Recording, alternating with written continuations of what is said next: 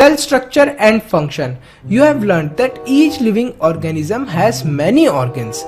You have studied in class 7 about the digestive organs which together constitute the digestive system.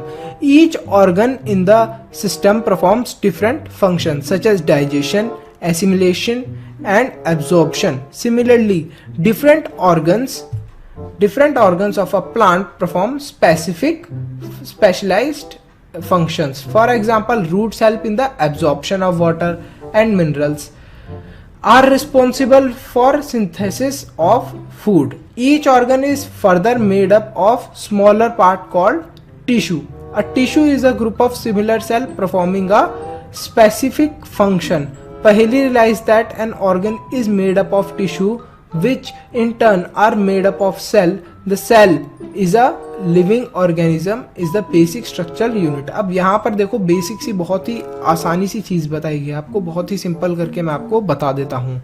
जैसे हमारे अंदर sales होते हैं ऐसे ट्रीज के अंदर सेल्स होते हैं क्योंकि वो भी लिविंग ऑर्गेनिज्म है.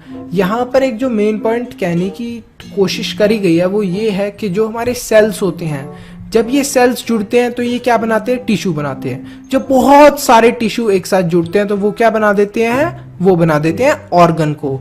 तो ऑर्गन को क्या चीज बना रही है, टिश्यू. टिश्यू को क्या चीज बना रही है, सेल्स. तो सबसे छोटी चीज क्या हो गई, सेल्स. जैसे हम लोगों ने एक वॉल बनाई तो वॉल किस चीज से बनी, ब्रिक से. ब्रिक क्या हो गई, उसके अंदर सबसे छोटी चीज हो गई. अब बहुत सारी हमने वॉल्स क्रिएट कर दी और एक घर बना दिया तो घर बन गया. घर किससे बना है, बहुत सारी वॉल्स से. और वॉल्स किससे बनी है, हमारे सेल से. सेल से बनी है. जो हमारे ऑर्गन्स है, जो हमारे टिश्यूज हैं वो किससे बने हैं, सेल से बने हैं. जैसे हमारी वॉल किससे बनी थी, ब्रिक से. बहुत सिंपल चीज है ये, part of the cell.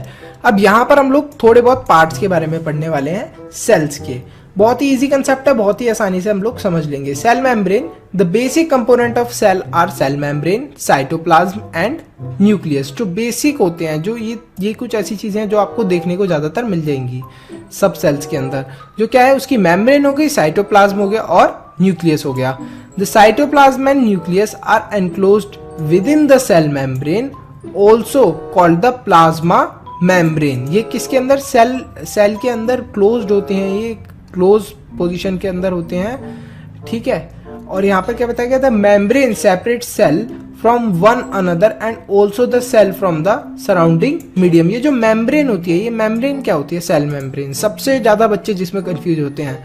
Cell membrane आपको मैं बता रहा था कि ये जो आउटर कवरिंग होती है, ये जो सेल के बाहर का पोर्शन होता है जो इसको और चीजों से अलग दिखाता है बॉडी के अंदर, ये जो बाहर की लेयर हो गई इसको हम लोग बोलते हैं cell membrane.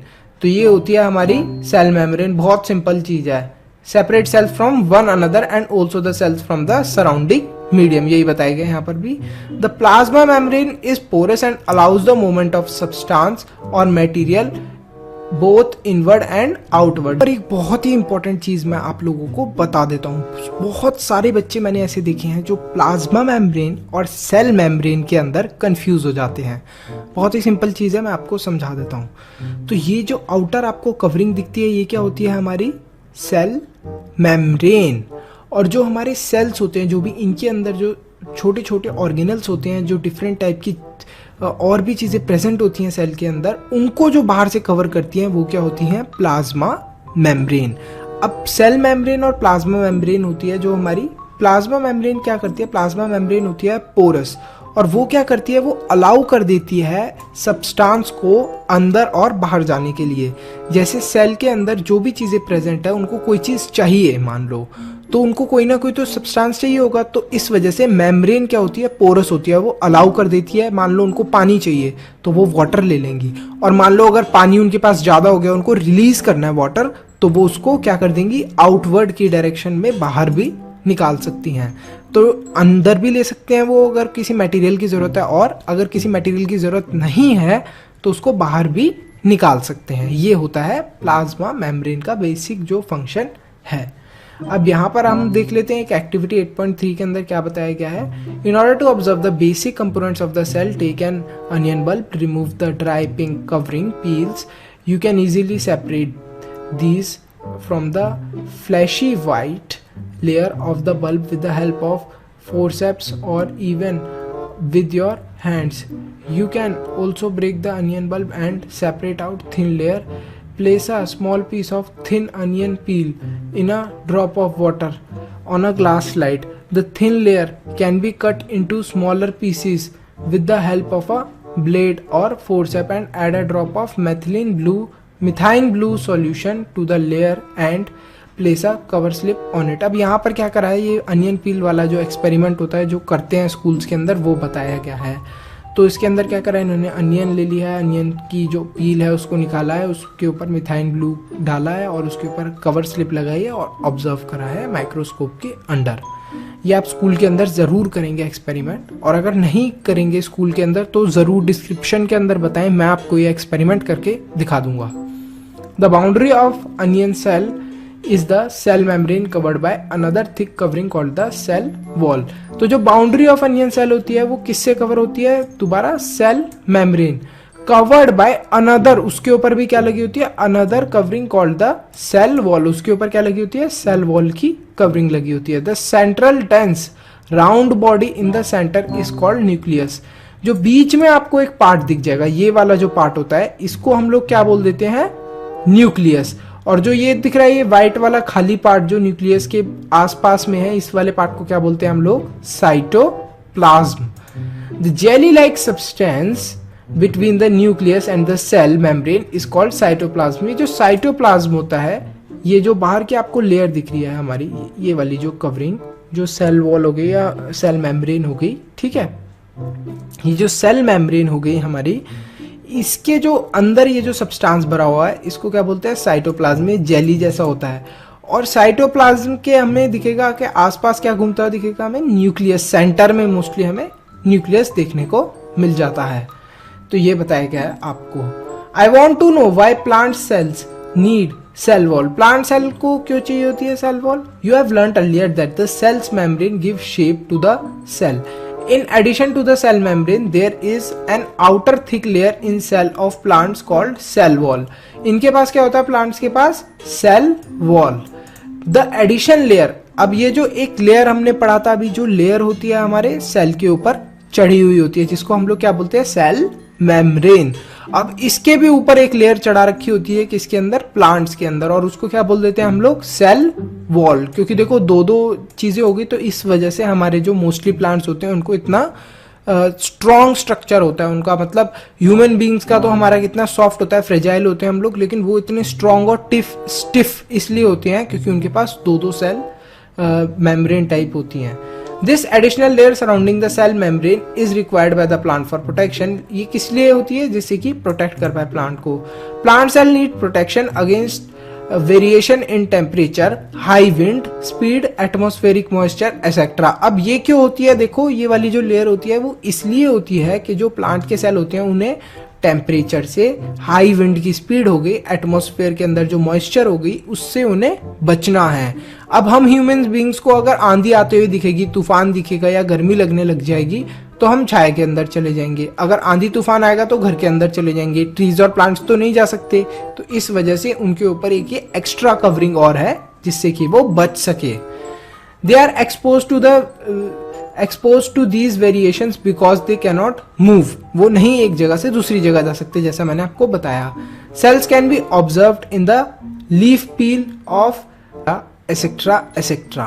You can prepare a slide as in the case of onion.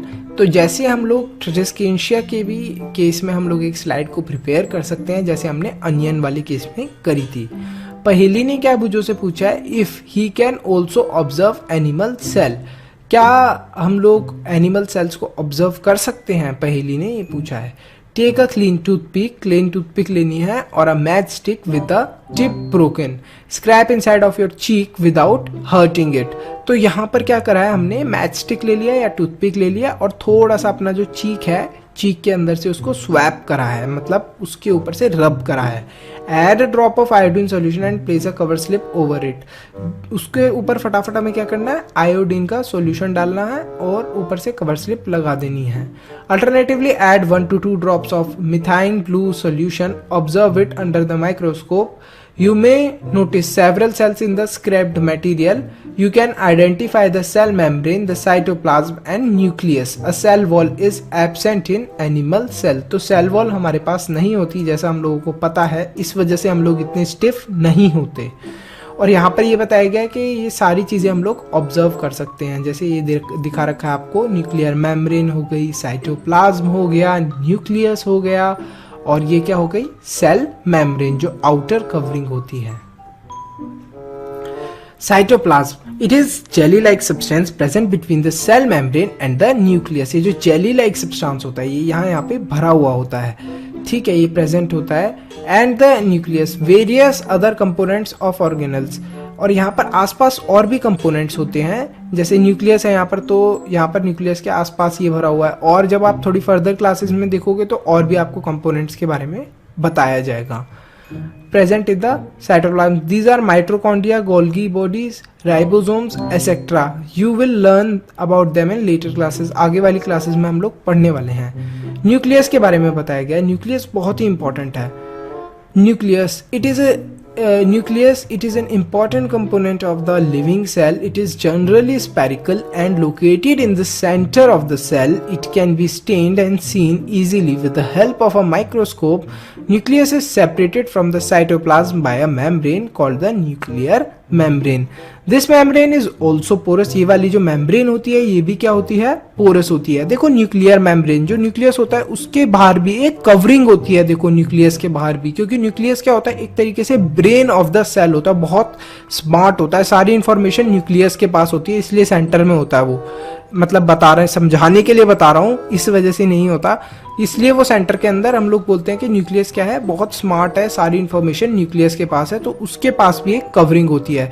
लेकिन न्यूक्लियस को भी फूड मटेरियल की, एनर्जी के मटेरियल के और कुछ चीज़ें निकालने के लिए, एक्सक्रीटा या वेस्ट मटेरियल निकालने के लिए भी मेम्ब्रेन चाहिए। तो न्यूक्लियस के पास भी जो न्यूक्लियर मेम्ब्रेन होती है वो भी पोरस होती है और अलाउ कर देती है मटेरियल को अंदर और बाहर जाने के लिए। साइटोप्लाज्म इनसाइड द न्यूक्लियस, और वो मटेरियल कहाँ पर जाएगा, देखो बाहर तो जाएगा नहीं वो डायरेक्टली, जो न्यूक्लियस का जो मटेरियल है, मान लो कोई ये चीज निकालनी है न्यूक्लियस को, तो वो कैसे बाहर तो सीधे डायरेक्टली जा नहीं सकता, क्योंकि इसके बाहर भी क्या है, सेल मेम्ब्रेन है। तो न्यूक्लियस अपनी मेम्ब्रेन से निकालता है, तो वो कहाँ पर चले जाता है, साइटोप्लाज्म के अंदर। साइटोप्लाज्म के अंदर फिर वो कलेक्ट होकर, फिर साइटोप्लाज्म को अगर निकालना होता है तो वो कैसे निकाल देता है, with the help of cell membrane, cell membrane निकाल देती है, फिर सिंपल चीज है। This membrane is also porous and allows the movement of material between the cytoplasm and inside of the nucleus. With a microscope of higher magnification, we can see a smaller spherical body in the nucleus. It is called the nucleolus. जो हमारा nucleus है उसके अंदर भी अगर आप देखोगे बहुत अच्छे वाला माइक्रोस्कोप लेकर, तब आपको दिखेगा कि न्यूक्लियस के अंदर भी एक और चीज प्रेजेंट है जिसका नाम क्या है, nucleolus. In addition, the nucleus contains thread-like structures called chromosome. Thread-like structures होते हैं न्यूक्लियस के पास, जो क्या होते हैं, क्रोमोसोम। क्रोमोसोम का काम क्या होता है, वो कैरी करते हैं जीन्स को। अब तुम पूछोगे कि ये जीन्स क्या चीज है और जीन्स को क्यों कैरी करते हैं।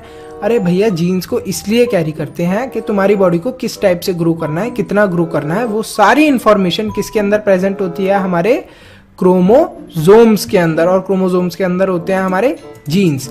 जीन्स के अंदर बताया होता है कि भाई ये इंसान का बच्चा, इसके इतने इतने बड़े हाथ होने चाहिए, मतलब लंगूर जितने बड़े हाथ नहीं होने चाहिए, चूहे जितने छोटे हाथ नहीं होने चाहिए। तो ये सारी इंफॉर्मेशन कैसे पता चलती है हमारी बॉडी को, with the help of genes and chromosomes, जो कहां पर प्रेजेंट होते हैं, हमारे न्यूक्लियोलस के अंदर। बहुत अच्छे से अब समझ में आ गया होगा। Nucleus in addition to its role in inheritance acts as control centre of the activities of the cell. Nucleus, जैसा मैंने बताया कि हेड है, ये सारी चीजें कंट्रोल करता है। The entire content of a living cell is known as protoplasm. The entire content of living cell, जो लिविंग सेल का पूरा कंटेंट होता है, जो भी सारी चीजें होती हैं, उन सबको हम लोग देख के क्या बोल देते हैं, भैया ये प्रोटोप्लाज्म है। इट इंक्लूड्स द साइटोप्लाज्म, उसके अंदर क्या होता है, साइटोप्लाज्म होता है, एंड द न्यूक्लियस, उसके अंदर न्यूक्लियस होता है। इस वजह से इनको हम लोग क्या बोल देते हैं, protoplasm. Protoplasm is called the living substance of the cell. Protoplasm को क्या बोल देते हैं हम लोग, ये वो चीजें हैं जो सेल के अंदर जिंदा हैं। पहेली wants to know if the structure of the nucleus is the same in cells of plants, animals and bacteria. The nucleus of the bacterial cell is not well organized like the cell of multicellular organism. There is no nuclear membrane. The cells having nuclear material without nuclear membrane are termed prokaryotic cells. तो यहाँ पर पता चल गया इनके पास क्या नहीं होती, न्यूक्लियर मेम्ब्रेन नहीं होती, कोई चीज न्यूक्लियर को कवर कर कर नहीं रखती, इस वजह से इनको क्या बोल देते हैं हम लोग, prokaryotic cells. The organism with these kinds of cells are called prokaryotes. Pro का मतलब क्या होता है, प्रिमिटिव, पहले के, और कैरियोट्स का मतलब nucleus. Example are bacteria and blue green algae. इसका एग्जाम्पल दे रखा है क्या, बैक्टीरियाज होते हैं और blue green algae. The cells like onion cells and cheek cells having well organised nucleus with a nuclear membrane are designated as eukaryotic cells. Eukaryotic cells होते हैं जो हम लोगों के सेल्स हो गए, अनियन के जो सेल्स हो गए, और इनको यूकैरियोटिक क्यों बोलते हैं, all organisms other than bacteria and blue green algae are eukaryotes. ये जो भी हम लोग ऑर्गेनिजम्स है, हम लोग यूकैरियोट्स वो होते हैं जो ट्रू न्यूक्लियस, जिनके पास ट्रू न्यूक्लियस होता है, वेल डिफाइंड शेप होती है, न्यूक्लियस की प्रॉपर शेप होती है. शेप किस वजह से होती है, क्योंकि हमारे जो भी न्यूक्लियस होते हैं उनके बाहर क्या होती है, न्यूक्लियर मेम्ब्रेन, और इनके पास क्या होती है, इनके पास न्यूक्लियर मेम्ब्रेन नहीं होती, इस वजह से ये प्रोकैरियोट कहलाते हैं. और ये यूकैरियोट इसलिए कहलाते हैं क्योंकि इनके पास न्यूक्लियर मेम्ब्रेन होती है. ज्यादातर हम लोग जितने भी लिविंग ऑर्गेनिजम्स हैं वो यूकैरियोट्स हैं, एक्सेप्ट बैक्टीरिया और ब्लू ग्रीन एल्गी. यहाँ पर अब हम लोगों को क्या दिखाया गया, ऑब्जर्व करने के लिए बस एक पेज बताया, फटाफट समझ लेते हैं. While observing the onion cells, जब हमने अनियन सेल्स को ऑब्जर्व करा माइक्रोस्कोप के under, did you notice any blank looking structure in the cytoplasm, it is called vacuole. जब हम लोग साइटोप्लाज्म के अंदर देखेंगे तो यहाँ पर कुछ ऐसा ब्लैंक लुकिंग स्ट्रक्चर दिखेगा, ये बड़ा सा. तो तुम देखोगे यार ये व्हाइट कलर का बड़ा सा बॉक्स क्या है, ये तो साइटोप्लाज्म बड़ा है, ये तो बाहर तो सेल वॉल होगी, सेल मेम्ब्रेन होगी, और यहाँ पर क्या है यार, ये बड़ी सी व्हाइट कलर की चीज क्या है, ये होता है हमारा vacuole. It could be single and big as an onion cell. Single भी हो सकता है और इतना बड़ा भी हो सकता है जितना एक अनियन का सेल होता है. चीक सेल हैव स्मॉलर वैक्यूल. जो चीक्स के हमारे जो सेल होते हैं, जो हमने अपने माउथ से चीक से स्वैप करा था, उसके जो सेल्स होते हैं वो बहुत स्मॉल होते हैं, तो उनके वैक्यूल क्या होते हैं, बहुत स्मॉल होते हैं, सॉरी, उनके वैक्यूल बहुत स्मॉल होते हैं. It could be single and as big as onion cell. Cheek cells have small vacuole. Large vacuoles are common in plant cells. Vacuole in animal cells are much smaller. जो plant cell होते हैं उनमें generally बहुत बड़े बड़े vacuole होते हैं, लेकिन एनिमल सेल्स में काफी छोटे होते हैं. You might have notice several small coloured bodies in the cytoplasm of the cells of tradescantia leaf. They are scattered in the cytoplasm of the leaf cells. These are called plastids.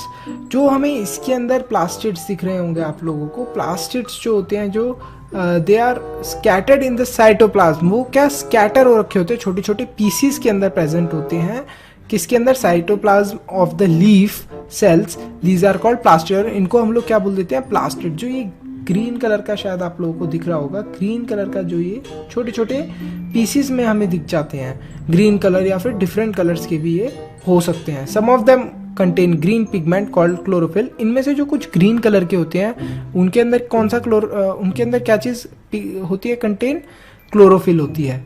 इनमें से कुछ में green colour plastids are called chloroplast. जो green colour के plastids होते हैं उन्हें क्या बोलते हैं, chloroplast. They provide green colour to the leaf. क्या प्रोवाइड करते हैं हमारी लीव्स को, green colour. You may recall that chlorophyll is in the chloroplast of leaves is essential for photosynthesis. जो क्लोरोप्लास्ट है, क्लोरोप्लास्ट क्या है, एक ग्रीन कलर का छोटे छोटे हमारे पीसीज हैं, किसको, प्लास्टिड्स के. प्लास्टिड्स किसके अंदर प्रेजेंट है, साइटोप्लाज्म के अंदर. साइटोप्लाज्म भरा हुआ होता है सेल के अंदर, जेली लाइक सब्सटेंस होता है, उसके अंदर छोटी छोटी क्वांटिटी में प्रेजेंट है प्लास्टिड्स. प्लास्टिड्स के अगर आप अच्छे से देखोगे प्लास्टिड्स को, ओवरऑल ध्यान से देखोगे तो प्लास्टिड्स भी डिफरेंट डिफरेंट कलर्स के होते हैं, और जो इसके अंदर ग्रीन कलर का प्लास्टिड होता है उसका नाम होता है क्लोरोप्लास्ट. क्लोरोप्लास्ट के अंदर देखोगे तो क्या मिल जाएगा, क्लोरोफिल. क्लोरोफिल तो आपको पता ही है किस लिए यूज होता है, फोटोसिंथेसिस के लिए. देख रहे हो कितना कॉम्प्लेक्स है ये. Comparison of plant and animal cell. If you recall activity 8.3 and 8.4, you should be able to compare plant and animal cell. हम लोग कंपेयर कर सकते हैं. जैसे एक ऊपर से बता देता हूँ मैं, ऐसे ही याद रहेगा तुम लोगों को कि जो वैक्यूल होते हैं हमारे, जो एनिमल सेल हो गए उनके वैक्यूल क्या है देखो छोटे छोटे दिख रहे हैं. प्लांट सेल के वैक्यूल क्या है देखो बहुत बड़े बड़े दिख रहे हैं. तो एक तो यही बहुत आसानी से हो गया, बहुत सिंपल सी चीज. और हमारे पास देखो cell wall present. Cell wall present किसके पास होती है? हमारे एनिमल्स के पास. ये देख रहे हो एक लेयर ये रही और एक लेयर ये रही इसके ऊपर सेल वॉल की. तो हमारे पास क्या होती है? Cell wall absent. 2 बता दिया, बाकी के आप लोग फटाफट डिस्क्रिप्शन के अंदर बता दो students. Over the plant cell animal cell carefully in figure 8.1 A and B. Let us tabulate the similarities and distinguishes feature of plant and animal cell. Only a few features are mentioned. You may add more. तो यहाँ पर कुछ features mention करे गए हैं हमें और आप और भी ऐड कर सकती हो. जैसे सेल मेम्ब्रेन है, प्रेजेंट है. सेल वॉल है, वो प्लांट सेल के अंदर प्रेजेंट है और एनिमल सेल के अंदर क्या है? एब्सेंट है. वैक्यूल दोनों के अंदर प्रेजेंट है. तो